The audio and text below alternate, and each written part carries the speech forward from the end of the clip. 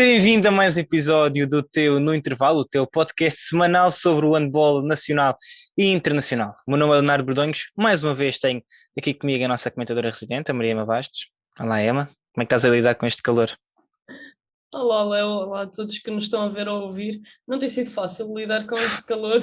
Sabemos que temos um mercado ao rubro, muitas novidades e trabalho para fazer, e com este calor fica um bocadinho complicado, mas acho que a nossa paixão acaba por prevalecer isso tudo. E aqui estamos nós mais uma vez a gravar um episódio, posso dizer, um especial, dedicado à nossa Sim, seleção. eu acho que sempre falamos da seleção, ainda para mais em Jogos Olímpicos, mais especial ainda fica. Tens razão, se o verão já está quente, o mercado aqueceu ainda mais, e portanto acho que podemos também começar já e dizer, vamos ter um episódio das transferências esta semana, portanto preparem-se, vamos falar de todas essas transferências que toda a gente quer ouvir falar e que têm dado tanto que falar, nomeadamente a situação de Pedro Valdez, a mudança do Sporting para o Porto, e todas as outras transferências que depois entretanto também já temos visto, o Sporting que apresentou 4 reforços em 2 dias, o Porto que também já tem algumas caras novas, Pedro Cruz, para além de Valdez, o Benfica é que anda assim um bocadinho calado, mas vamos então analisar essas principais transferências, não só nos grandes, ditos grandes, Sporting e Porto, mas também naquilo que se tem passado no resto do campeonato e também na primeira divisão feminina, porque também já temos aqui algumas transferências interessantes nos clubes que estiveram no topo da tabela, portanto vamos abordar tudo isso agora na semana que vem. Este episódio é totalmente dedicado aos Jogos Olímpicos, não só aos Jogos Olímpicos, mas à nossa seleção, aos nossos heróis do mar, que partiram, Emma, hoje, neste sábado, para Tóquio, uma viagem que não foi fácil, uma viagem atribulada. Se nos estás a ver e a ouvir, ainda não temos a certeza quando é que isto vai sair, mas se nos estás a ver e a ouvir e ainda não sabes, Portugal tinha tudo planeado para partir este sábado de Lisboa ao meio-dia, diretamente para Frankfurt e depois iam para Tóquio, portanto só tinham que fazer uma escala. No entanto, devido à greve da Ground Force, foi preciso alterar aqui umas coisinhas e foram umas alterações muito à pressa. Portugal foi então, graças ao Comitê Olímpico, que decidiu alugar um charter para levar não só a seleção de handball, mas também os dois atletas que vão disputar os Jogos Olímpicos em ténis e também em skate, o atleta, o Gustavo, que vai, portanto, todos estes atletas vão nesse charter que vai para Paris e depois para Tóquio. Era suposto o avião partir também de Lisboa, no entanto, tal não foi possível, não permitiram que o avião partisse de Lisboa e então partiu de Faro. No momento em que estamos a gravar isto, os nossos heróis do mar ainda devem estar no autocarro a caminho do Algarve. E até acho que foi o António Areia que colocou um acessório a dizer a aventura para Tóquio continua ou começa, e realmente tem sido uma aventura Portugal partir. Emma, não sei se queres tocar aqui um bocadinho só nisto antes de avançarmos para a convocatória em si, portanto, agora vou perguntar o que é que te parece esta situação toda. Vimos o professor Paulo Jorge Pereira bastante crítico hoje de manhã nas suas declarações relativamente a esta situação toda. Ele próprio disse que apoia sempre que as pessoas lutem pelos seus direitos, mas que sentia que no fundo os direitos dos outros e essa luta estavam a acabar por afetar os seus próprios direitos. E que portanto é uma situação complicada, ainda para mais com jet lag. Estamos a falar de 8 ou 9 horas de diferença de Portugal para o Japão. A equipa ao longo desta última semana tem trabalhado muito para agilizar ao máximo esse processo de jet lag, portanto os jogadores estavam a ir para a cama muito cedo e a acordar muito cedo, estavam a fazer os horários diferentes para que não sentissem tanto essa diferença, e ele próprio disse que a equipa neste momento estavam todos um bocadinho perdidos, não sabiam muito bem aquilo que fazer, e que portanto vão ter que lidar com esta situação, mas a verdade é que ele, e palavras dele, daqui a 3 dias vai haver um jogo e os jogadores vão chegar todos rebentados. Foi aquilo que ele disse. Portanto, aquilo que eu te pergunto é, não é o handball puro e duro e a convocatória, nós já vamos falar disso, mas tem sido uma aventura autêntica estas horas, estas primeiras horas de dia 17 nesta caminhada para Tóquio. Sim, está a começar de uma forma um bocadinho, ou muito, atribulada, e sabemos que a viagem para Tóquio, já em condições normais, é uma viagem muito cansativa, além de todo o jet lag, como tu referiste, e bem, é uma viagem muito longa e sabemos que ia ser complicada a adaptação dos jogadores, e por isso a preocupação da comitiva portuguesa já se estar a adaptar aos horários mesmo em solo luso, e depois agora com estas complicações, a viagem vai ser muito mais cansativa e sem muitas certezas. Felizmente, depois o Comitê Olímpico conseguiu arranjar uma solução, mas estas horas de incerteza e de preocupação também acaba por fatigar mais os jogadores. A viagem vai ser muito maçadora para eles, mas eu vejo isto também um bocado pelo lado positivo, porque acho que temos de ver todos e acho que os nossos heróis do mar, quantas mais batalhas tiverem de ultrapassar, mais fortes ficarão. Por isso eu acho que isto vai ser mais um upgrade de força para nós e se calhar no final vamos estar a dizer que tudo nos tentou impedir de estar nos Olímpicos ou quer que seja, e que no fim fizemos, que eu tenho a certeza que vamos fazer uma boa figura e estaremos aqui com certeza a falar e a rir-nos um bocadinho desta complicação no início destes Jogos Olímpicos. Sim, esperemos que sim. A verdade é que Portugal já está então a caminho de Faro, vai partir de Faro para Paris e depois para Tóquio. Esperemos que a viagem corra bem, apesar de todos sabermos que vai ser uma viagem extremamente cansativa. No entanto, e passando agora para a convocatória, Portugal, ao contrário daquilo que foi muito falado nestas semanas até sair a convocatória, leva 17 jogadores. Nós tivemos a oportunidade, Emma, não foi de estar na conferência de imprensa ontem que a Federação organizou para anunciar os convocados, e por exemplo podemos falar com o professor Paulo Jorge Pereira e com o Rui Silva, o capitão nacional da Seleção Nacional, e o Paulo Jorge Pereira explicou então o que se passou e porquê estes 17. Nós tivemos vários comentários nas redes sociais a perguntar, mas não iam 15, só iam 15, o que é que se passa?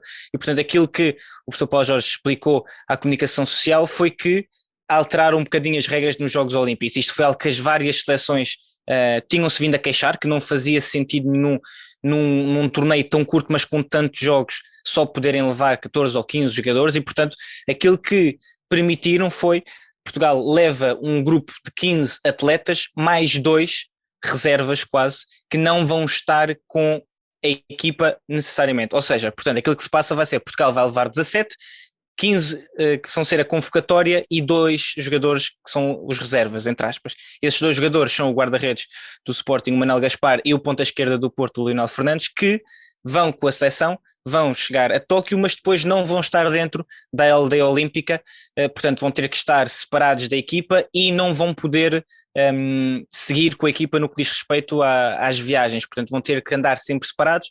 No entanto, depois vão poder treinar com os restantes jogadores, ou seja, no fundo vão fazer parte da convocatória, mas têm que estar afastados.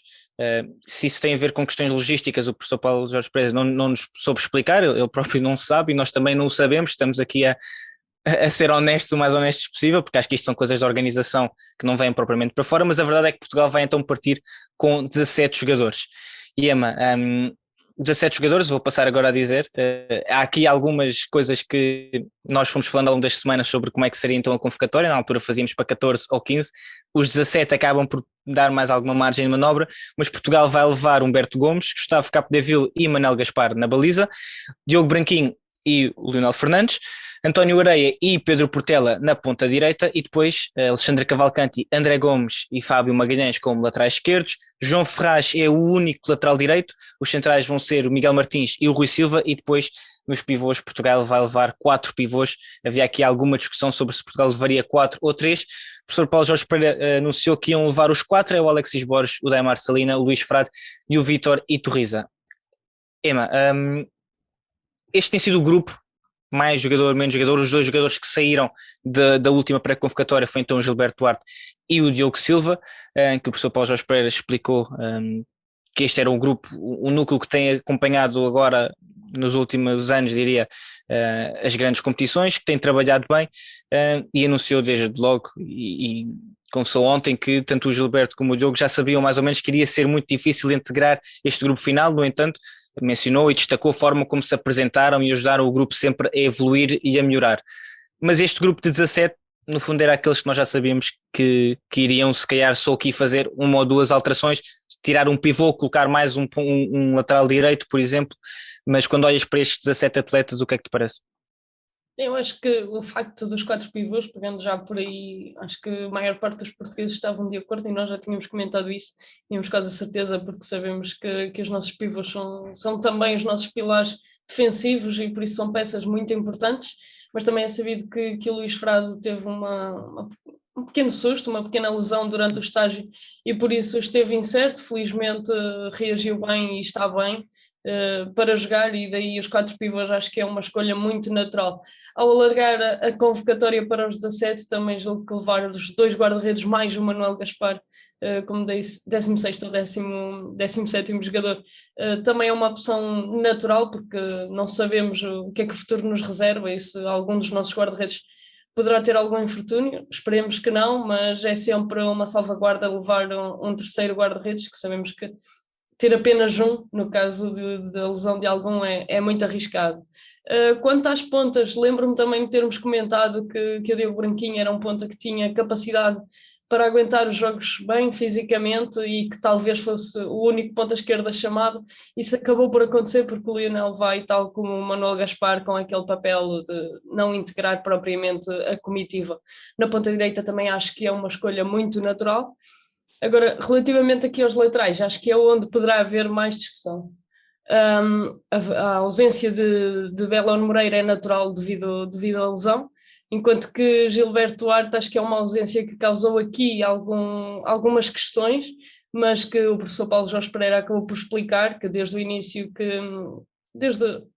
praticamente o início do estágio, que Gilberto Duarte e Diogo Silva sabiam que não, dificilmente, tal como tu disseste, iriam fazer parte deste estágio, mas é certo que o Gilberto tem sido uma peça importante defensivamente, mas também vimos nestes jogos de preparação que ele não foi opção como foi, por exemplo, no Mundial ou nos jogos de qualificação, e por isso é ficar de fora, apesar de, na minha opinião, ser uma peça importante, mas também percebo o selecionador, porque acho que é a posição que nós temos mais qualidade e mais quantidade, e a dar a oportunidade ao André Gomes claramente que a merece. O Alexandre Cavalcanti também, apesar de muito jovem, tem-se mostrado muito bem, e o Fábio Magalhães também a merecer sem dúvida esta distinção, e sabemos que João Ferraz é apenas um lateral direito e tanto o André Gomes como o Fábio Magalhães ou o próprio Miguel Martins poderão fazer a mão na lateral direita. A chamada de João Ferraz acho que é natural, depois do bom europeu que fez e dada a ausência de Belón Moreira por lesão.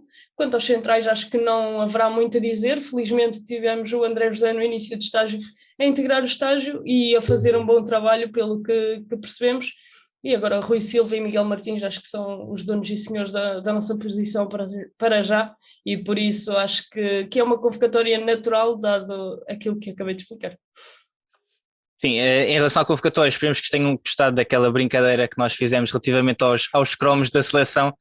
Eu pessoalmente achei que ficou espetacular e cá em casa também toda a gente adorou. Esperemos que vocês também o tenham gostado, um bocadinho diferente, uma forma diferente também da nossa parte de anunciarmos a convocatória. E eu, relativamente à questão do Gilberto, eu acho que vai muito de acordo com aquilo que tu disseste. Olhando para a primeira linha portuguesa, conseguimos contar aqui 3, 4 jogadores que conseguem também fazer o papel de lateral direito caso o João se lesione.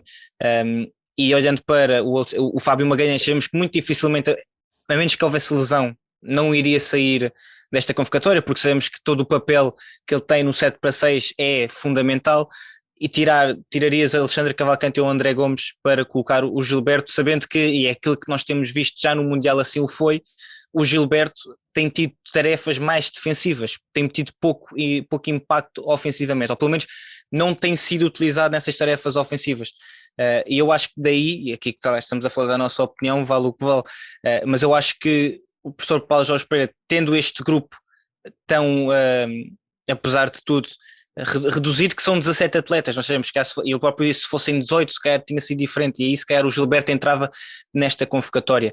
A questão é que, e sabendo que Portugal precisa quase obrigatoriamente desses 4 pivôs, porque tal como tu disseste são os pilares da nossa seleção, pelo menos do ponto de vista defensivo, e ainda para mais com esse susto que o Luís Frade teve, que o professor Paulo Jorge Pereira também explicou, foi depois de um atacante do Sarmiento que caiu em cima do joelho, ele teve ali esta semana um pouco incerto, mas que pelos testes que fizeram pareceu bem. O próprio Vítor Iturriza também teve ali um problemazinho muscular numa corrida, mas disse que era normal tendo em conta as cargas físicas que os jogadores sofreram e tiveram que aguentar. Sabendo que tínhamos que levar esses 4 pivôs, António, Miguel Martins e Rui Silva, nunca iriam sair desta convocatória, é uma explosão. Nas pontas também sabíamos que era difícil baixar este número de 4, só se colocássemos o Diogo Branquinho, mas em caso de lesão aí depois teríamos que estar a fazer adaptações. E portanto, não sei se tu concordas comigo, mas eu acho que era difícil tirar qualquer um destes jogadores para colocar o Gilberto, apesar de todo esse papel fundamental que tem sido defensivo. Ele foi, aliás, um dos melhores defensores do Mundial, não só na equipa portuguesa, do Mundial em geral, com roubos de bolas, com blocos, colocou sempre muita pressão, apesar de por vezes se notar ali alguma falta de ritmo.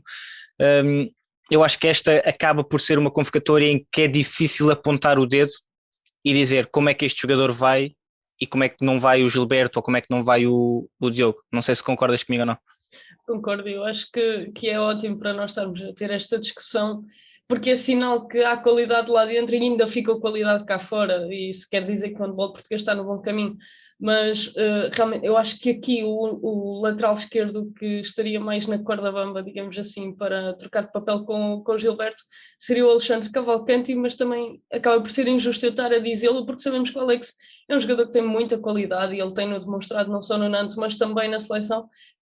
Vimos isso no primeiro jogo contra a Espanha, acho que ele esteve bem, fez 4 golos, agora no último jogo isso não aconteceu e infelizmente não contámos nem com Vitória Torriza nem com Alexis nesse jogo. O Alexis tinha sido pai no dia anterior, desde já parabéns para o Alexis por ter sido pai, e o Vitória Torriza estava então a descansar devido a esse problemazito muscular, e aí notou-se muito a defesa mais débil, e tanto André Gomes como Alexandre Cavalcanti, quando estiveram em campo na sua posição a defender a segundo, cometeram vários erros, e o Jorge Maqueda fartou-se de marcar golos ou de jogar com o pivô, e mesmo assim tinha muita facilidade e os nossos laterais jovens não estavam a conseguir, e quando o Gilberto entrou conseguiu quebrar melhor, ajudar mais defensivamente, e sabemos que ele tem um estilo muito característico defensivo, que o faz no Montpellier também, e é, na minha opinião, o jogador que mais ameaça nas transições ofensivas,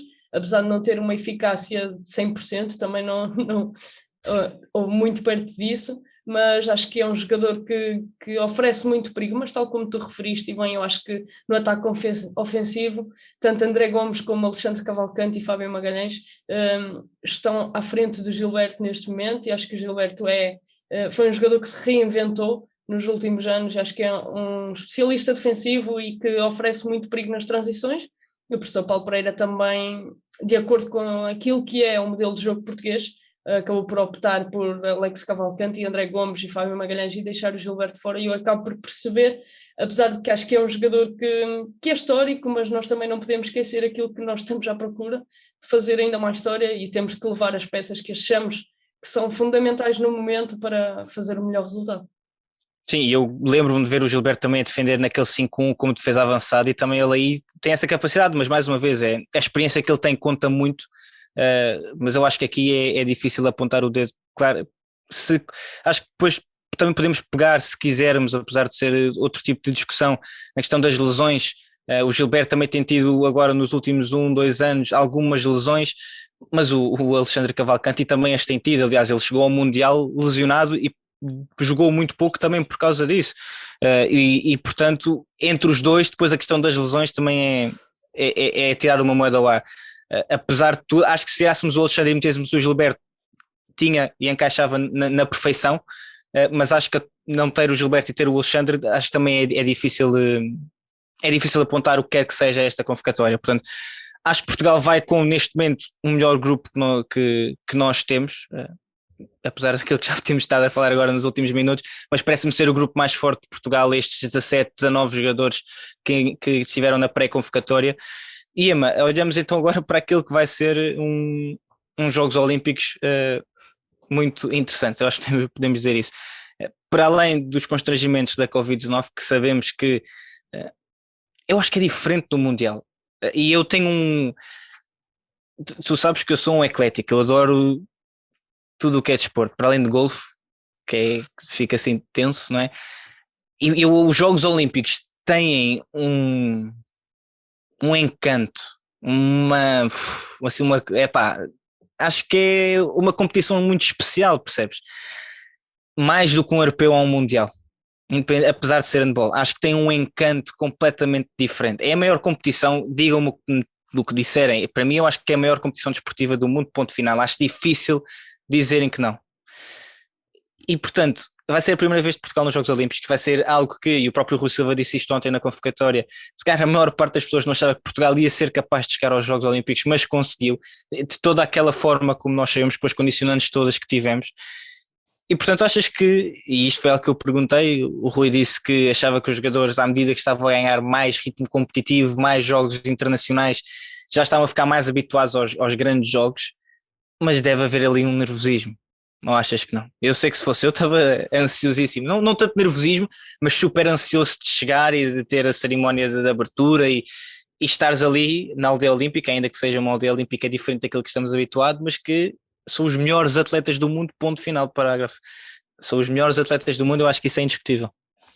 Sim, eu tenho a certeza que existe, não diria o nervosismo, mas muita ansiedade por chegar a Tóquio, ainda para mais com esta viagem super atribulada, acho que os níveis de ansiedade dispararam, mas tenho a certeza que os nossos jogadores, apesar de felizmente estarem a ficar habituados a grandes competições, como são o Europeu ou o Mundial, os Jogos Olímpicos, tal como tu disseste, é a competição acho que mais especial para qualquer atleta, e qualquer atleta sonha um dia estar.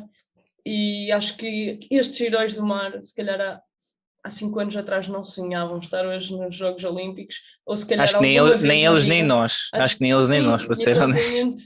E tenho a certeza que eles estão muito ansiosos, talvez um pouco nervosos, mas acho que isso é muito mais ansiedade por estar em Tóquio, por representar Portugal e por viver aquela que é a maior competição de desporto do mundo. Que se Epá, faz. deve ser qualquer coisa. Eu estou a pensar e acho que deve ser é bem incrível. Eu acho que deve ser uma coisa. Eu vou dizer uma coisa, não quero saber se tu concordas ou não, mas faz-me passar, imaginando eu sentado aqui, não é? E imaginar como é que deve ser em Tóquio. Mas, não, mas o Covid acaba por fraquejar e alterar isto tudo. Porque eu imagino muito aquela vibe de torneio, estás a ver? Em que tens as equipas todas, percebes? E a conviverem, e nós sabemos, e é aquilo que sai sempre de todos os Jogos Olímpicos. Os Jogos Olímpicos são um momento em que os atletas estão focadíssimos naquilo que têm que fazer, porque trabalham 4 anos para conseguir chegar e quando se fala de outro tipo de modalidade, este tempo de espera ainda é mais acentuado, porque há modalidades como a natação, o próprio atletismo, em que realmente os Jogos Olímpicos são o pináculo e que são 4 anos completamente focados constantemente, neste caso em Tóquio, mas faz-me pensar que é aquela vibe de torneio, de jogadores e das modalidades diferentes e encontrarem-se e conhecerem-se. Não sei se também tens essa ideia, mas estavas a falar e eu estava a pensar que num mundo normal, sem Covid, deve ser algo assim. Sim, sim, sem dúvida que eu também tenho essa ideia que existirá muito essa convivência intermodalidades e que os atletas podem conhecer, se calhar até mesmo os próprios portugueses, os da própria nação e muitos também estrangeiros, tenho a certeza que têm muito essa vibe do torneio, mas obviamente com muito foco naquilo que é o objetivo de cada um, mas sem dúvida, e acho que a própria festa de abertura do evento, por norma, demonstra isso e sabemos que é festa de desporto, acho que podemos classificar assim. Não sei se alguém do Comitê Olímpico nos está a ver, mas se estiverem a ver, eu estou a fazer força para uma foto entre do Rui Silva e da Telma Monteiro. Está aqui a minha vida, eu quero ver uma foto do Rui Silva e da Telma Monteiro, porque eu acho que deve ser. Eu ficava felicíssimo, ganhava já os Jogos Olímpicos. Mas voltando então aqui à terra, Emma, Portugal vai enfrentar o Egito, o Bahrein, a Suécia, a Dinamarca e o Japão. Não é um grupo fácil de todo, desengane-se quem achar que este grupo é fácil. Portugal tem hipóteses, acho que isso também não está completamente fora de questão de Portugal passar em segundo. Primeiro, acho que a Dinamarca não é diferente. Mas o Egito, e algo que foi algo que o professor Paulo Jorge Pereira disse, este Egito perdeu contra a Dinamarca só na marcação de livros de 7 metros e foi aquilo que nós vimos no último livro de 7 metros, foi algo impróprio para cardíacos. O Japão também é uma equipa interessante, diferente daquela que nós vimos no Mundial, porque aí foi dito e falado, e nós próprios falámos aqui, que era uma equipa que tinha deixado os seus principais jogadores, as suas principais figuras a treinar para os Jogos Olímpicos e portanto a equipa que eles levaram foi uma equipa sub-21, mas eu acho que o tipo de jogo vai ser muito semelhante. Aposta muito nas transições, um jogo muito rápido, muita circulação de bola para tentar encontrar os 6 metros. Dinamarca e Suécia são equipas que nós já estamos mais habituados àquilo que é o contexto europeu. O Bahrein se calhar entra aqui como o principal candidato a ficar em último lugar, mas já sabemos que neste tipo de competições os jogadores às vezes ascendem a níveis diferentes. E portanto, aquilo que eu te pergunto é, olhando para este grupo, sentes-te confiante, não te sentes confiante, sabendo desde já que horas de sono vão ser escassas, mas o que é que te parece este grupo e também as aspirações de Portugal?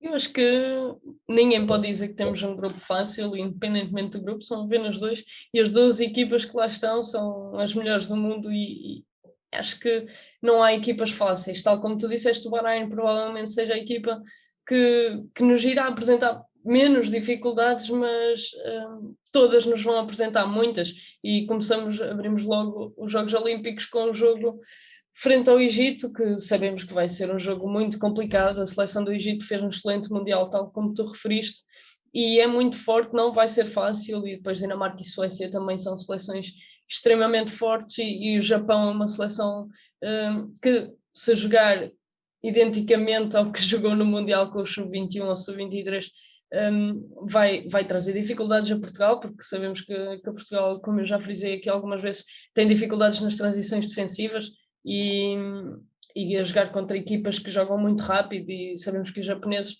ainda por cima a jogar em casa, vão dar tudo para tentar surpreender, e os Heróis do Mar vão ter de estar muito fortes no seu melhor nível, e eu acho que vamos conseguir fazer uma boa competição, e tenho a certeza que nós gostamos de entrar bem em todas as competições, tal como entramos no Mundial frente à Islândia, e no Europeu 2020 frente à França nós entramos sempre a ganhar, por isso vamos entrar aqui a vencer frente ao Egito, e depois daí para a frente é somar vitórias e esperar, mas acho que passar em segundo lugar seria muito bom, e eu acredito que os Heróis do Mar tenham capacidade para isso, apesar que sabemos que não vamos encontrar a Suécia que encontramos no Europeu de 2020, vimos isso no Mundial, uma Suécia muito mais forte, mas acho que a nossa seleção também está mais forte, e as outras seleções estão cheinhas de medo de jogarem contra nós.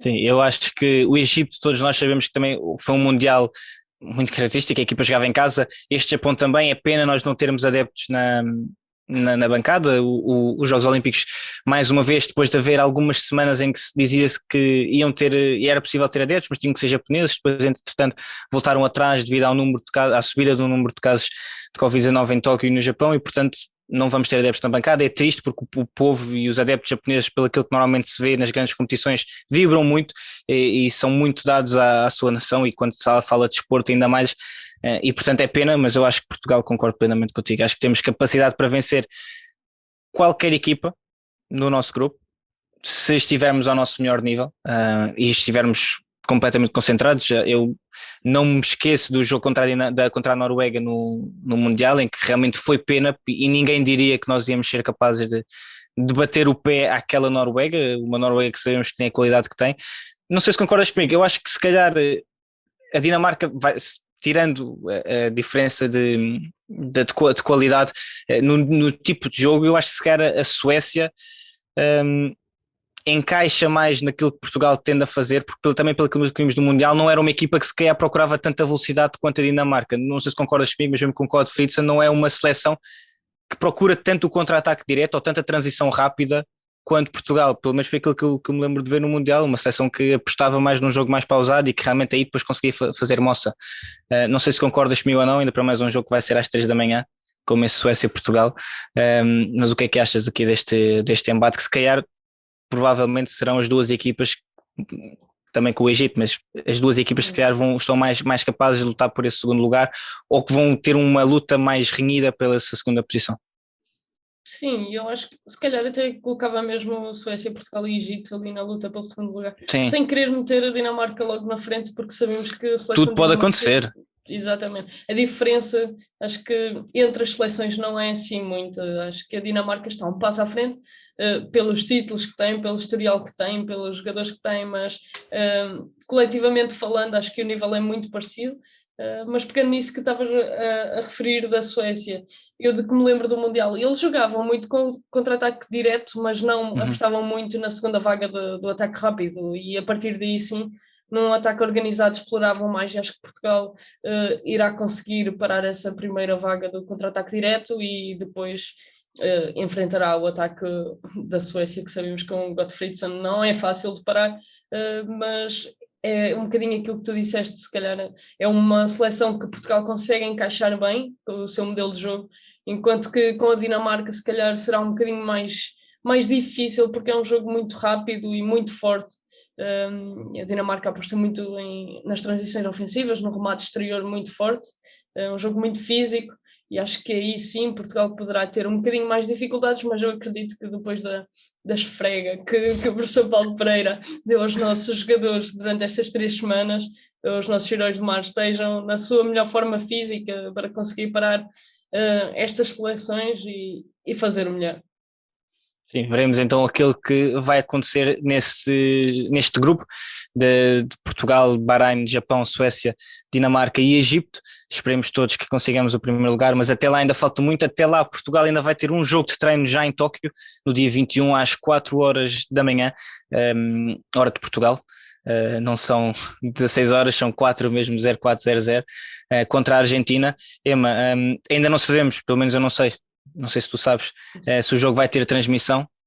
Ainda não sei também. Ainda não sabemos se o jogo vai ter transmissão. Sabemos sim que os jogos da fase de grupos vão ter transmissão na RTP2 e, portanto, apesar de serem jogos que, apesar de tudo, nós também queixamos-nos muito, mas os jogos não são assim, a 1 hora, fora, por aí além. Para além do encontro contra a Suécia e o encontro contra o Japão, o jogo contra a Suécia vai ser às 3 da manhã, o jogo contra o Japão vai ser à 1 da manhã, os outros jogos são às 11h30 da manhã, portanto dá para estar a tomar o pequeno almoço e um pequeno almoço mais tardio e estar a ver e estar a ver a nossa seleção. Mas relativamente então só a última preparação, este último jogo de treino contra a Argentina, uma Argentina que, desengane-se quem achar que é uma seleção fraca só porque é uma equipa sul-americana e não estamos tão habituados. Esta Argentina tem jogadores mais que habituados a jogar nas grandes competições europeias, a jogar em Ligas dos Campeões. Portanto, o que é que achas que Portugal também pode esperar? E não só o que é que achas que pode esperar, mas qual é que achas que vai ser a abordagem de Portugal a este jogo? O professor Paulo Pereira disse que os encontros contra o Brasil e contra a Espanha tinham sido mais na questão física, para Portugal ter os níveis dos índices físicos o mais preparados possível, não tanto a questão tática ou técnica. Ele próprio disse que no jogo contra o Brasil não viram parte tática nenhuma, foi mesmo só questão física. Este jogo contra a Argentina, também achas que vai ser a parte física para perceber como é que os jogadores já estão relativamente ao jet lag, relativamente a fazerem essa alteração para o fuso horário japonês, ou aí achas que já vamos querer começar a ver algo mais semelhante àquilo que vamos ver no jogo de dia 24 contra o Egito, a estreia de Portugal nos Jogos Olímpicos? Eu não sei se vamos ver ainda, mas tenho a certeza que será um jogo mais pautado, em que o professor irá testar aquilo que tem trabalhado ao longo de todo o estágio e são dias antes de começar a competição, e por isso acho que não haverá a partir de agora algum tipo de trabalho físico ou de preocupação com isso, mas sim muito mais a nível tático. Acho que é isso que vamos ver e desde já deixa-me dizer que concordo claramente com aquilo que tu disseste, que se desengane quem acha que a seleção argentina é uma seleção fraca ou de baixo nível. Tem os irmãos Simoné, Diego Simoné foi campeão da Liga dos Campeões, ganhou o MVP da prova na Final Four em 2000. É um mágico, é uma coisa ele tem incrível passado de ver. algumas dificuldades com lesão no último ano e meio talvez, mas agora está melhor e nós vimos a seleção da Argentina a fazer um bom Mundial. E, por exemplo, o pivô da Argentina também vai este ano para o Montpellier. São jogadores que estão habituados às grandes ligas europeias, jogam quase todos na Europa, em Espanha, França, e são jogadores muito experientes. E a seleção argentina joga um bocadinho taqui-taqui, aquele jogo muito rápido, muito à procura das soluções, mas com muita magia. E acho que isso caracteriza os argentinos. E claro que vai por algumas dificuldades a Portugal, e ainda bem, à semelhança daquilo que eu disse quando falámos dos jogos de treino frente ao Brasil e Espanha, ainda bem que são com seleções boas, porque nós também somos e temos de jogar contra os melhores para podermos ser cada vez melhores. Sim, a Albiceleste É uma seleção. Aliás, eu acho que o Diego Simonetti falhou o torneio pré-olímpico porque também teve um problema qualquer. Eu não sei se não foi no ouvido, não sei porque tenho a ideia de que ele teve um problema no ouvido, qualquer coisa com rebentou um tímpano. Exato, e realmente é pena não termos conseguido ver. Mesmo assim, a seleção argentina conseguiu esse apuramento para os Jogos Olímpicos e é uma seleção que dá sempre imenso gosto de ver. E portanto, veremos. Não vai ser um jogo fácil, mas esperemos que, tenha transmissão e dois, que Portugal ganhe. Ou se não ganhar, que pelo menos se prepare bem, sem lesões nenhumas, para depois no dia 24, às 11h30 da manhã, poder atacar esse encontro contra o Egito, essa estreia de Portugal nos Jogos Olímpicos no handball, e entrar com tudo, entrarmos logo com uma vitória. Esperemos então que isso aconteça. Esperemos também que os nossos heróis do mar ouçam isto se calhar na viagem. Pode ser que o episódio já tenha saído quando eles estiverem a viajar, ou pelo menos quando chegarem a Paris podem fazer download no Spotify ou no Google Podcast ou no Apple Podcast ou mesmo no YouTube. Se tiverem YouTube Music, acho que dá para fazer o download. Fazem o download, depois vão ouvir para Tóquio. Até ajuda para adormecer um bocadinho, a ouvir as nossas vozes suaves e bonitas. Não digas que nós demos sono. Hã? Não digas que nós damos sono, isso até parece... Não, nós não temos sono, nós é que temos uma voz tão bonita e tão formosa que depois é assim, eles estão cansados, não te esqueças que eles estão já no fuso horário japonês, eles estão cansadíssimos e depois metem-se aqui a ouvir a nossa voz e fica mais difícil, mas não, esperemos que façam uma boa viagem, que cheguem bem a Paris e depois a Tóquio. E Emma, não sei se queres deixar aqui uma última mensagem a quem nos está a acompanhar antes de nos despedirmos. Obviamente que sim. Para já perguntar se gostaram da nossa forma de divulgar os convocados, que tal como o Leonardo disse, acho que foi muito interessante, e o feedback, já tivemos algum feedback em relação a isso, foi muito bom. Já? Eu não recebi feedback nenhum mais uma vez, só da missão dos meus pais. Já é alguma coisa? Ou não conta? Conta sim, mas se eles também me dissessem que estava feio, eu chateava-me, portanto não estava a ver. Mas sim, força, continua. Pronto, além disso, que nos continuem a acompanhar, que enviem muito apoio aos nossos heróis do mar, que mostrem que estão com eles, e não se esqueçam de subscrever a nossa página, de visitar a nossa loja no website para nos apoiarem. Se quiserem podem comprar o nosso merchandising. Provavelmente depois dos Olímpicos vamos lançar mais algumas novidades, mas agora o nosso foco está em Tóquio, ou a caminho de Tóquio neste momento, e por isso força para os nossos heróis do mar e que sejamos os melhores. Não digas que o nosso foco está nos Jogos Olímpicos, porque a verdade é que vamos continuar também a falar de tudo o que se passa cá em Portugal. As transferências vão continuar, vamos estar 50-50, ou se calhar 60-40, 60% em Tóquio, 40% cá. Claro que é uma ocasião especial, e daí nós vamos tentar levar-te a ti tudo aquilo que se está a passar em Tóquio, seja as declarações dos nossos jogadores, as declarações dos nossos treinadores, os resultados e muito mais. Vamos então preparar tudo para que depois, quando Portugal então começa a competição, tu tenhas acesso a essa informação toda, não só no site, em www.7metros.com.pt, onde, tal como eu já disse, podes comprar o nosso merchandise se queres continuar a apoiar este projeto e quem sabe um dia levar-nos, não a Tóquio, mas onde quer que sejam os próximos Jogos Olímpicos. Tens aqui a t-shirt que eu estou a utilizar, a Emma também está a utilizar uma t-shirt das nossas novas, da nova coleção. Portanto, manda-lhe uma mensagem mais uma vez. Ela agora também já está em fuso horário japonês, 3, 4 da manhã, estás mais que à vontade. Ou então segue-nos no Instagram, no Twitter, no Facebook, no Spotify, no Google Podcasts, no Apple Podcasts, no TikTok, na Twitch, e acho que é tudo. Não falhou nenhuma rede social. Se entretanto descobrires mais alguma rede social, manda-nos também uma mensagem, pode ser que nós criemos aí uma página, mas no fundo é isto. Acompanha-nos no Twitter, no Facebook e no Instagram, onde vamos colocando toda a informação à medida que acontece.